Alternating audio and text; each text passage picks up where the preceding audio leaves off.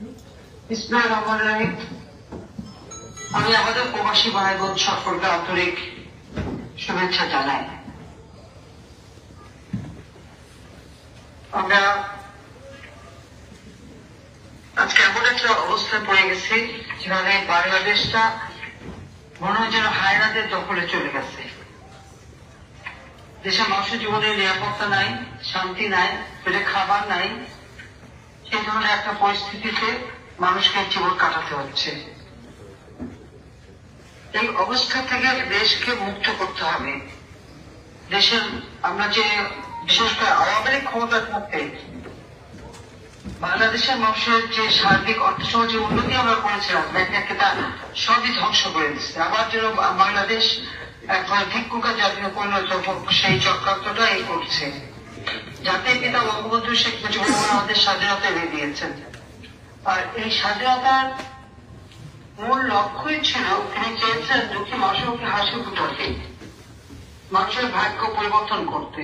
এটা আমাদের দুর্ভাগ্য, যখন এই যুদ্ধ বিধ্বস্ত দেশ গড়ে তুলে দেশকে এগিয়ে নিয়ে যাচ্ছিলেন তখনই ৭৫-১৫ আগস্টের ঘটনা ঘটল। তারপর ৩রা নভেম্বর জাতীয় ৪ নেতাকে নির্মম ভাবে হত্যা করা হল। আমি জাতির পিতা বঙ্গবন্ধু শেখ মুজিবুর রহমানের প্রতি শ্রদ্ধা জানাচ্ছি। শ্রদ্ধা জানাই জাতীয় ৪ নেতার প্রতি, ৩০ লক্ষ শহীদের প্রতি, ২ লক্ষ মা বোনের প্রতি। ১৫ আগস্ট আমি জানি না আমার বাবার কি অপরাধ ছিল।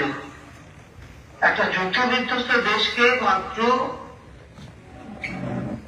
৩ বছর ৭ মাসের মধ্যে তিনি সেই যুদ্ধের ভয়াবহতা কাটিয়ে উঠে দেশকে উন্নয়নশীল দেশের মর্যাদায় এনে দিলেন।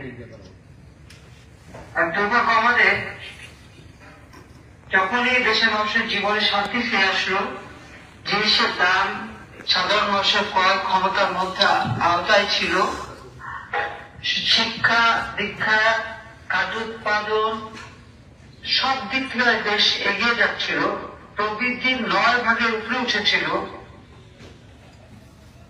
ঠিক সেই সময় জাতির পিতাকে নির্মম ভাবে হত্যা করা হল। জাতির পিতা বঙ্গবন্ধু শেখ মুজিবুর রহমানকে শুধু একা না, আমি আমার মা বেগম ফজিলাতুন্নেসা মুজিবকে, আমার ৩ ভাই, আমার ছোট মুক্তিযোদ্ধা ক্যাপ্টেন শেখ কামাল, মুক্তিযোদ্ধা লেফটেন্যান্ট শেখ জামাল, আমার ছোট ভাইটা যার বয়স ছিল মাত্র 10 বছর, তার থেকে তো তাকে আমার ছাড়েনি, তাদেরকে নির্মমভাবে হত্যা করে। একই সাথে আমার চাচা মুক্তিযোদ্ধা শেখ আমনা আসেরকে হত্যা করে, মুক্তিযোদ্ধা শেখ ফজলত মহিন্দা অর্থসত্ত্ব স্ত্রীকে হত্যা করে। তার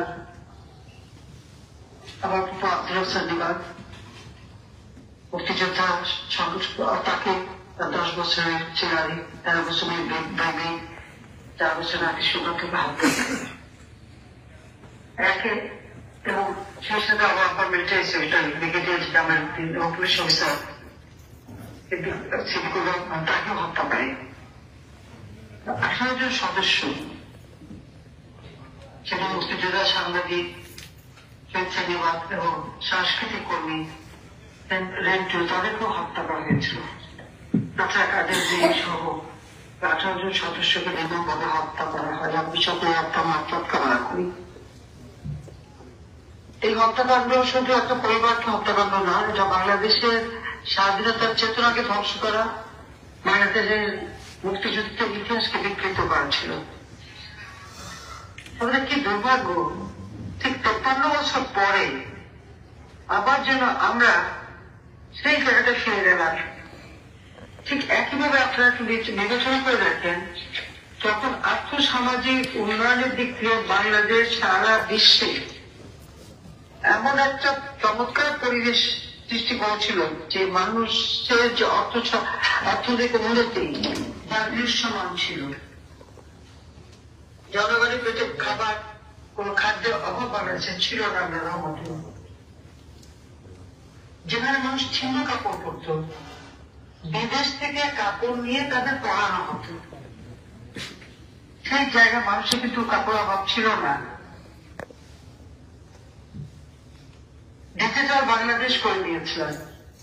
সমগ্র বাংলাদেশে প্রত্যেকটা ঘরে আলো অর্থাৎ বিদ্যুৎ দিয়েছিলাম। রাস্তাঘাট, পুল, ব্রিজ, নিজস্ব অর্থায়নে পদ্মা সেতু পর্যন্ত নির্মাণ করে সারা বিশ্বের কাছে বাংলাদেশকে এইভাবে উপস্থাপন করেছিলাম যে জাতির পিতা বঙ্গবন্ধু বলেছিলেন, কেউ দাবায় রাখতে পারবো না, কেউ দাবায় রাখতে পারেনি বাংলাদেশকে। বাংলাদেশ উন্নয়ন করেছিল। ঠিক যখনই এই বাংলাদেশ উন্নয়নশীল দেশের মর্যাদা পেল, তখনই আমার কিন্তু একটা সংখ্যা ছিল যে বাংলাদেশ এত দ্রুত মাত্র 15 বছর মধ্যে বদলে যাওয়া বাংলাদেশ নিশ্চয় একটা চক্রান্ত হতে পারে। আমি আমাদের সবাইকে বসে কিন্তু বারবার স্মরণ করতাম। আর ঠিক সেই ঘটনাই ঘটল। একটা ব্যক্তি গরিবের ক্ষুদ্র ঋণের কথা বলে গরিবের অর্থ আত্মসাৎ করে সারা বিশ্বব্যাপী মানে কত যে অর্থ সম্পদ করেছে তার হিসেব নেই। তারপর তার 1 লক্ষ ক্ষমতা যাওয়া, আর সেই লক্ষ্য অর্জনের জন্য বাংলাদেশের সকল অর্জনকে ধ্বংস করে দিল। একের পর এক লাশ ফেলল।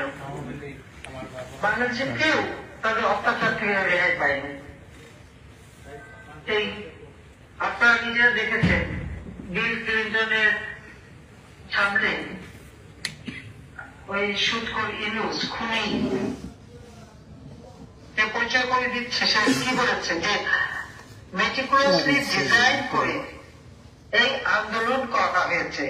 এখানে কোনো জনগণ বা ছাত্রদের কিছু বিষয় ছিল না, কারণ এখানে কেউ কোনো নেতৃত্ব দেখেনি। অর্থাৎ সে নিজে বসে থেকে এবং তার মাস্টার মাইন্ড তাকে পরিচয় করিয়ে দিল। যে মাস্টার মাইন্ডের সেই মেটিকুলাসলি ডিজাইন অনুযায়ী পরিকল্পনা নিয়ে শেখ হাসিনাকে ক্ষমতাচ্যুত করা হয়েছে এবং তিনি ক্ষমতায় বসেছেন।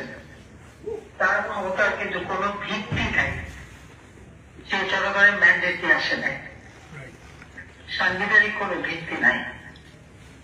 আর সময় দেওয়া যায় না, সবাইকে এখন মাঠে নামতে হবে, প্রতিবাদ করতে হবে। আর এই জাতির পিতা প্রত্যাবর্তন দিবস হিসেবে সাধারণ মানুষের কাছে দাঁড়াতে হবে। যার যতটুকু সামর্থ্য আছে সেভাবে গরিব মানুষকে সাহায্য করেন। শীতে কম্বল, কাপড় চোপড় যেটা পারেন তাইদের একটু খাবার দেন, তাদের পাশে দাঁড়ান। আর আওয়ামী লীগ সরকার থাকলে যে ভালো থাকে। আর আমি তো বাবা মা ভাই বোন সব হারিয়ে এসেছি। বাংলাদেশটাই আমার পরিবার, বাংলাদেশটাকে আমি আপন করে নিয়েছিলাম, বাংলাদেশের মানুষকে আপন করে নিয়েছিলাম। আমি ক্ষমতায় থাকতে তারা কেমন ছিলেন আর এখন কেমন আছে এটা তাদের কাছ থেকেই জানার চেষ্টা করেন যে তারা কাকে চায়। এটাই এখন সবথেকে বেশি দরকার। এইভাবে বাংলাদেশের মানুষ ডাস্টবিনে খাবার খাবে, কুকুরের সাথে একসাথে খাবে, আমি তো এই বাংলাদেশ রেখে আসি নাই।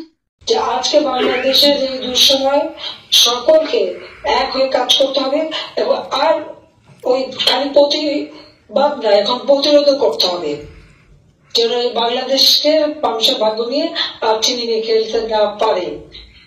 সেটা আমরা ব্যবস্থা করবো। আমাদের নেতা কর্মীরা বারবার হাত দিচ্ছে, অত্যাচার করছে, নির্যাতন করছে, এটার ব্যাপারে বিশ্বব্যাপী তুলে ধরতে হবে। আবার এই দুর্নীতিবাজ এবং তার সাথে যারা আছে রাতারাতি আঙুল ফুলে কলা গাছ হয়ে গেছে, এদের বিরুদ্ধে অবস্থান নিতে হবে।